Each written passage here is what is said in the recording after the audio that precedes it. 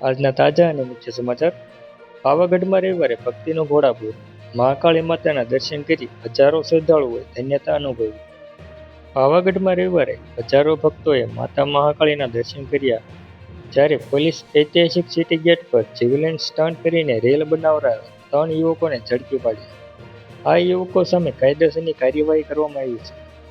પંચમહાલ જિલ્લાનું વિશ્વ પ્રસિદ્ધ યાત્રાધામ પાવાગઢ રવિવારે એક તરફ ભક્તિના રંગે રંગાયું હતું, તો બીજી તરફ સોશિયલ મીડિયા પર સસ્તા પ્રમોશન માટે જીવના જોખમે સ્ટન્ટ કરનારા યુવકો વિરુદ્ધ પોલીસે લાલ આંખ કરી હતી.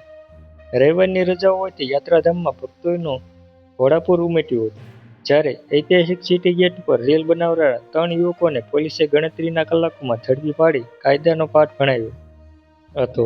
રવિવારની રજાના દિવસે ગુજરાતના ખૂણે ખૂણેથી અને અન્ય રાજ્યોમાંથી હજારો શ્રદ્ધાળુઓ માતા મહાકાળીના દર્શનાર્થે પાવાગઢ પહોંચ્યા હતા.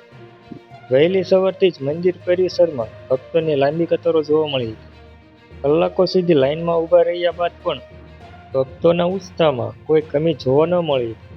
સમગ્ર ડુંગર અને મંદિર પરિસરમાં જય માતાજી અને જય મહાકાળીના નારાઓથી ગુંજી ઉઠ્યું હતું. ભક્તોએ શ્રદ્ધાપૂર્વક પૂજા અર્ચના કરી માતાજીના આશીર્વાદ લીધા હતા. જો તમને વિડીયો સારો લાગે તો વિડીયોને લાઇક અને સબસ્ક્રાઇબ કરવાનું ભૂલતા નહીં.